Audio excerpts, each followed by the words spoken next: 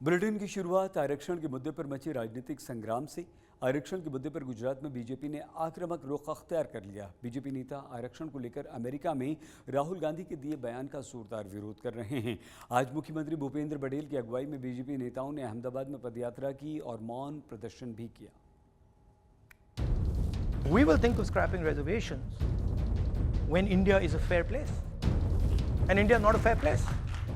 राहुल गांधी के आरक्षण के बयान को लेकर अब गुजरात भाजपा आक्रामक है और खुद मुख्यमंत्री जो है मोर्चा संभाले हुए हैं। मुख्यमंत्री ने जो है आज पदयात्रा की है।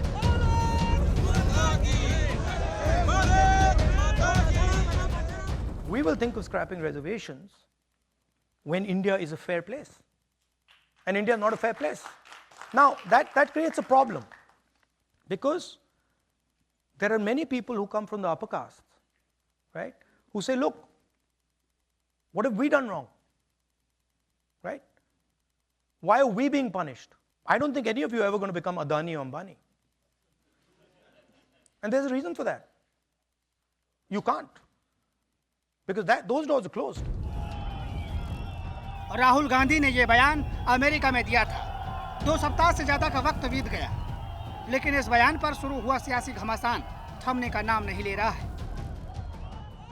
अब गुजरात में बीजेपी ने इसे बड़ा मुद्दा बना दिया है। राहुल गांधी के बयान के विरोध में आज गुजरात बीजेपी अहमदाबाद की सड़कों पर उतरी। राहुल गांधी की तस्वीरों वाले काले पोस्टरों के साथ पदयात्रा की। इस पदयात्रा में गुजरात बीजेपी के कई बड़े चेहरे, विधायक और सांसदों को साथ लिए खुद मुख्यमंत्री भी शामिल हुए।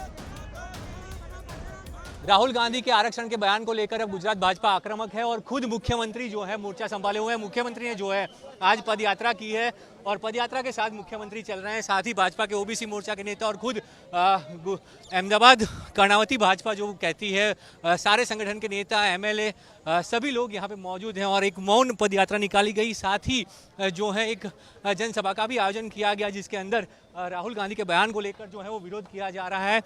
बीजेपी हमलावर है कि आरक्षण की बात कर और आरक्षण के विरोध की बात कर, संविधान बदलने की बात कर लोकसभा में राहुल गांधी बातें करते थे और अमेरिका जाकर उन्होंने जो है पूरा बयान बदल दिया और अब खुद आरक्षण मिटाने की बात कर रहे हैं। और इसीलिए भाजपा जो है इस मुद्दे को जाने नहीं देना चाहती और पूरी तरह से विरोध प्रदर्शन बीजेपी के द्वारा किया जा रहा है। इस पदयात्रा में बीजेपी नेताओं ने राहुल गांधी पर ताबड़तोड़ वार किए।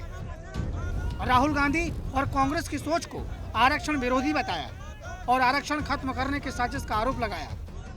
इतना ही नहीं, राज्यसभा सांसद महेंद्र नायक तो आरक्षण के मुद्दे पर राहुल गांधी को घेरते घेरते इंदिरा गांधी और जवाहरलाल नेहरू तक पहुंच गए।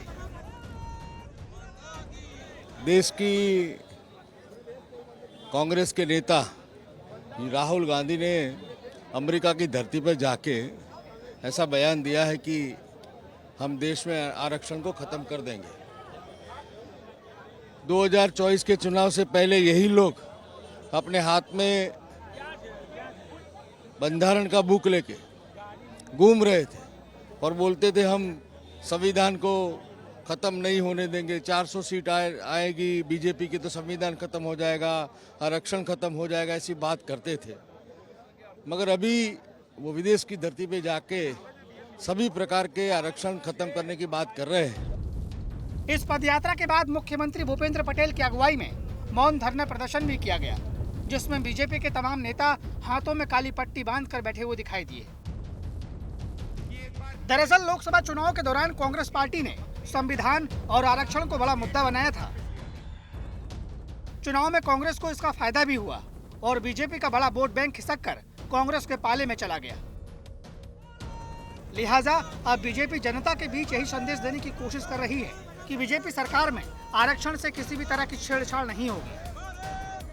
बीजेपी हमलावर है कि आरक्षण की बात कर और आरक्षण के विरोध की बात कर, संविधान बदलने की बात कर लोकसभा में राहुल गांधी बातें करते थे और अमेरिका जाकर उन्होंने जो है पूरा बयान बदल दिया और अब खुद आरक्षण मिटाने की बात कर रहे हैं। और इसीलिए भाजपा जो है इस मुद्दे को जाने नहीं देना चाहती और पूरी तरह से विरोध प्रदर्शन बीजेपी के द्वारा किया जा रहा है। अहमदाबाद से कैमरामैन साजिद आलम के साथ ब्रिजेश जोशी, आज तक। वक्फ बोर्ड संशोधन बिल पर लोगों की राय जानने के लिए जेपीसी की टीम अहमदाबाद पहुंची। यहां गुजरात सरकार, विपक्षी पार्टियों और अलग अलग संगठनों ने बिल को लेकर अपने अपने सुझाव दिए। इस दौरान कांग्रेस ने खुलकर वक्फ संशोधन बिल का विरोध किया और इस बिल को मुस्लिम विरोधी बताया।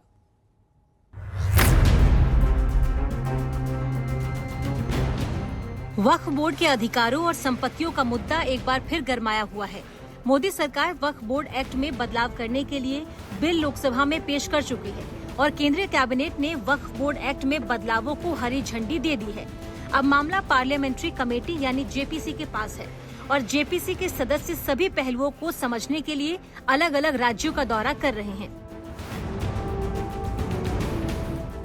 शुक्रवार को जेपीसी की टीम गुजरात पहुंची। यहां अलग अलग संगठनों से आए लोगों से मुलाकात की और वक्फ बोर्ड संशोधन बिल पर 200 से ज्यादा लोगों से सुझाव लिए। इस दौरान गुजरात सरकार की ओर से गृह मंत्री हर्ष संघवी ने जेपीसी के सामने सभी तथ्यों को रखा और अपना स्टैंड क्लियर किया। गुजरात सरकार के प्रतिनिधि मंडल द्वारा संसद द्वारा बनाई हुई वक्फ अमेंडमेंट एक्ट 2024 की जॉइंट पार्लियामेंट्री कमेटी समक्ष राज्य सरकार ने राज्य के सभी नागरिकों के हित में अमेंडमेंट एक्ट के बदलाव के बारे में जो सूचन थे वो आज जेपीसी कमेटी के समक्ष रखे हैं। वहीं कांग्रेस पार्टी शुरू से वक्फ बोर्ड बिल का विरोध कर रही है। जेपीसी के सामने भी कांग्रेस ने बिल का विरोध किया। कांग्रेस के विधायक और गुजरात वक्फ बोर्ड के सदस्य इमरान खेड़ावाला ने वक्फ संशोधन बिल को मुस्लिम समाज के खिलाफ बताया। आज गुजरात के अंदर जेपीसी कमेटी आई है और जेपीसी कमेटी के अंदर गुजरात के अंदर उनका मैं स्वागत करता हूं, गुजरात आए हैं तो। लेकिन समग्र भारत देश के अंदर जिस तरह से मुस्लिम समाज के अंदर ये जो बिल 2024 अमेंडमेंट बिल है, इसको लेके तमाम मुस्लिम समाज बहुत ही फिक्रमंद है और उन्होंने चिंता व्यक्त की है कि अगर सरकार को मुस्लिमों की इतनी चिंता थी तो ऐसा बिल लाना था जिससे मुस्लिम समाज को फायदा हो। जेपीसी ने गुजरात में सभी पक्षों की बातें सुनी और मीटिंग खत्म होने के बाद जेपीसी के चेयरमैन जगदम्बिका पाल ने कहा कि अलग अलग राज्यों में जाकर अलग अलग संगठनों से सुझाव लिए जाएंगे। उसके बाद इन सुझावों पर जेपीसी का मंथन होगा। बहुत ही डिटेल डिस्कशंस हुआ और ये ज्वाइंट पार्लियामेंट्री कमेटी ऑन वक्फ 2024 के इस अमेंडमेंट बिल को, जिसको सरकार ने जेपीसी को रेफ़र किया है, उसी सिलसिले में कल हम लोग मुंबई में थे, आज अहमदाबाद हैं। करीब 23 स्टेक होल्डर्स या हितधारक थे, उन लोगों के साथ सुबह 10 बजे से अभी तक लगातार पूरे दिन उनके व्यूज़ को सुना, उनके सजेशंस को सुना और उनके जो रिप्रेजेंटेशंस थे उसको भी हमारी जेपीसी ने, हम लोगों ने लिया है और उसमें जो भी बातें उन्होंने कही हैं हमारी पूरी कमेटी उस पर गौर करेगी। गुजरात में वक्फ बोर्ड की संपत्तियों की संख्या 45,000 से ज्यादा है, जिनमें 39,000 से ज्यादा अचल संपत्ति है, बाकी चल संपत्तियां हैं। वक्फ बोर्ड की संपत्तियों में सिर्फ कब्रिस्तान, मस्जिद, मदरसे ही नहीं बल्कि घर, खेती की जमीन, दुकानें, प्लॉट और तालाब तक शामिल हैं। सरकार जिस तरह से वक्फ बोर्ड एक्ट में संशोधन कर रही है, उससे वक्फ बोर्ड की किसी भी संपत्ति को वक्फ संपत्ति बनाने की शक्तियां कम हो जाएंगी। ऐसे में कुछ संगठन इस बिल के समर्थन में हैं, तो कुछ संगठन वक्फ संशोधन बिल का कड़ा विरोध कर रहे हैं। अहमदाबाद से ब्रजेश दोषी के साथ आज तक ब्यूरो। गुजरात के कई हिस्सों में एक बार फिर से भारी बारिश के कारण नदी नाले उफान पर हैं। भावनगर में गुरुवार देर रात मालेश्वरी नदी में एक बस फंस गई। बस में तमिलनाडु के 29 लोग सवार थे। इन सभी लोगों को निकालने के लिए रेस्क्यू टीम पहुंची तो रेस्क्यू टीम का ट्रक भी नदी में फंस गया। हालांकि इस बेहद मुश्किल रेस्क्यू ऑपरेशन के बाद एनडीआरएफ और एसडीआरएफ की टीम ने कड़ी मेहनत के बाद सभी को सुरक्षित बचा लिया।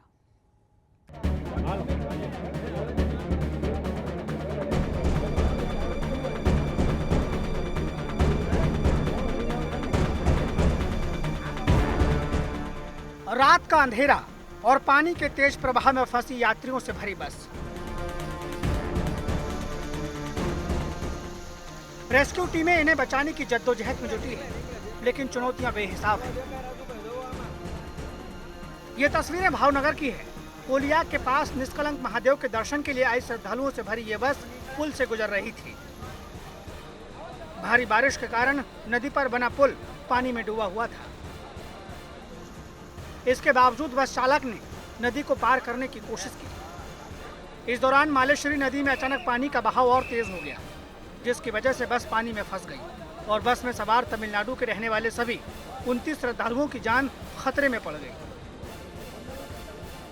इसकी जानकारी मिलने के तुरंत बाद एक बचाव दल ट्रक के साथ मौके पर पहुंचा। बचाव दल ने किसी तरह बस में फंसे लोगों को निकालकर ट्रक पर चढ़ा दिया, लेकिन पानी का प्रभाव इतना अधिक था कि बचाव दल का ट्रक भी पानी में ही फंस गया। पानी के तेज प्रवाह में फंसे यात्रियों और उन्हें बचाने गए बचाव दल के लोगों के फंस जाने के बाद एनडीआरएफ ने मोर्चा संभाला।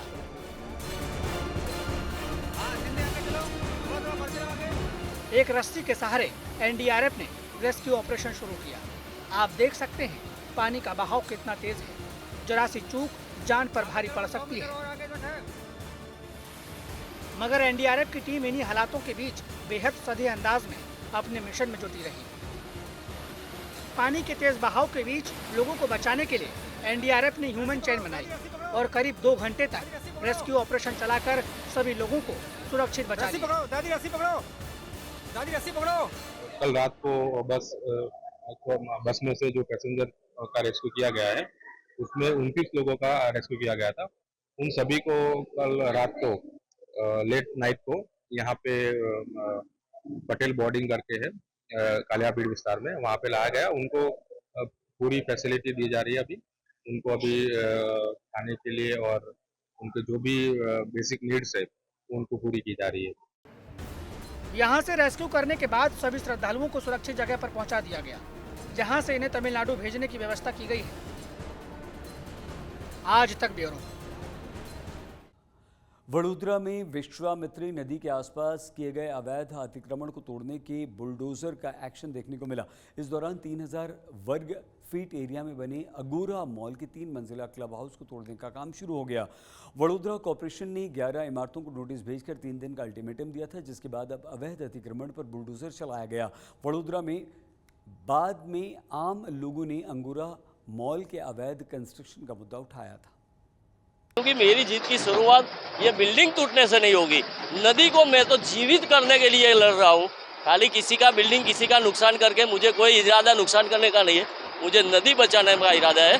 तो ये जब हम खड़े हैं वो रिवर की ज़मीन पर खड़े हैं, ये रिवर की ज़मीन पर हम खड़े हैं, ये रिवर की ज़मीन पर 20 फुट हाइट पर हम खड़े हैं, क्योंकि इसमें ये फिलिंग कर दिया है, लैंड फिलिंग कर दिया है। इसका जो बेसमेंट है 2 फ्लोर बेसमेंट है, इसका मिट्टी जो निकला वो यहाँ 80,000 फुट में फिलिंग कर दिया है। और ये फिलिंग करके ये जगह ऊंची की इसको खोदा जाए, नदी का लेवल नीचे लाया जाए। नदी के ये जो अपनी दीवार बनी हुई है तोतिंग दीवार, जो जिसको नदी के बंद जैसी दीवार बनी है, वो दीवार को तोड़ा जाए और नदी के लेवल पे लाया जाए, तभी मुझे संतोष होगा कि नदी को जीवित हुई। बेसिकली 8.5 साल से हम कोशिश कर रहे थे कि ये एनक्रोचमेंट 1 लाख स्क्वायर फीट नदी के अंदर जो कंस्ट्रक्शन करके ये प्रोटेक्शन वॉल बनाई है, इसके बारे में हमने अनगिनत आंदोलन किए हैं, 135 से ज़्यादा रिप्रेजेंटेशंस दिए, पर अनफॉर्चुनेटली ना किसी कलेक्टर को दिखा, ना किसी कमिश्नर को दिखा, ना मेयर को दिखा, ना स्टैंडिंग चेयरमैन को दिखा, ना कोई एमएलए को दिखा, ना कोई एमपी को दिखा। सबकी आंखों पे भ्रष्टाचार का पट्टा लगा हुआ था। इसका भ्रष्टाचार गांधीनगर तक इसका स्प्लिट जाता था और किसी को ये भ्रष्टाचार दिखा नहीं। अचानक जब फ्लड्स आया तो लोगों के मुंह पे जब सुन ये बहुचर्चित हो गया कि इसकी वजह से फ्लड्स आया है, तब जाके ये दिखावे की कामगिरी हो रही है। जो 13 नोटिस दिए उसमें 4 झोपड़े, कहीं पर एक वरांडा है, कोई एक किचन है और कहीं पर एक पंप हाउस है और ये क्लब हाउस है। आई थिंक ये डिमोलिशन से विश्वामित्री नदी में जो फ्लड की सिचुएशन है उसमें फर्क नहीं पड़ेगा। इनफैक्ट पिछले 30 सालों में भारतीय जनता पार्टी ने जो रिस्ट्रिक्टेड जोन को जोन चेंज किए हैं और उसमें जो करोड़ों का फायदा उनके नेताओं और उनके मिले हुए बिल्डर्स को हुआ है, उसकी वजह से नदी है वो बेसिकली एक छोटे से नाले में कन्वर्ट हो गई है। एनक्रोचमेंट डिपार्टमेंट की टीम आज मंगल पांडे रोड पे अगोरा मॉल के अंदर क्लब हाउस जो बना हुआ था, टीडी डिपार्टमेंट के थ्रू उनको नोटिस दिया गया था और अभी उसको रिमूव करने की, क्लब हाउस को रिमूव करने की कार्रवाई चल रही है। मशीनरी 6 जेसीबी मशीन है, 2 एक्सकेलेटर है, शम्मा पुलिस स्टेशन का स्टाफ और टाउन डेवलपमेंट ऑफिस डिपार्टमेंट के डेप्यूटी टीडीओ श्री शैलेश प्रजापति और उनका स्टाफ और एंक्रोचमेंट की एक टीम उनके डायरेक्शन में रहते हुए दूर करने की कार्रवाई चल रही है। अहमदाबाद में नवरात्र की तैयारियां जोर शोर से चल रही हैं। खूबसूरत रंग बिरंगे पारंपरिक परिधानों में गरबा प्रेमी पूरे जोश से गरबा नृत्य की रिहर्सल कर रहे हैं। नवरात्र के दौरान पूरे 9 दिनों तक गुजरात के पंडालों में धूम रहती है। शानदार झलक अभी से इसकी दिखने लगी है। अहमदाबाद समेत पूरे गुजरात में अलग अलग पार्टी प्लॉट, क्लब और सोसाइटियों में गरबा की तैयारियां जोरों शोरों से हो रही हैं। फिलहाल हम मौजूद हैं अहमदाबाद के ओगणेज में, जहां पे गरबा की प्रैक्टिस करते हुए लोग तस्वीरों में दिखाई पड़ रहे हैं। खास करके गरबा की जब बात आती है तो गुजरात को एक अलग ही गुजरात की पहचान लोगों के दिमाग में आती है, क्योंकि गरबा को लेकर हर कोई कहीं ना कहीं एक्साइटेड होता है और खास करके हर उम्र के लोग गरबा के दौरान, नवरात्रि के 9 दिनों के दौरान अलग अलग गरबा क्लासेसों में नवरात्रि के 2 महीने पहले से ही गरबा की प्रैक्टिस करते हुए दिखाई पड़ते हैं। साथ ही में इसी प्रकार से गरबा की प्रैक्टिस के बाद जब 9 दिन नवरात्रि शुरू होती है तो गरबा के लिए अलग अलग पार्टी प्लॉट और क्लबों में भी पहुंचते हैं। हमारे साथ जो गरबा खेल रहे हैं उनमें से जो लोग यहाँ पे मौजूद हैं उनसे भी बात करेंगे। कितना एक्साइटेड हैं आप, क्योंकि नवरात्रि जब खत्म होती है तो लोग फिर वही बात करते हैं कि फिर से एक बार नवरात्रि आ जाए।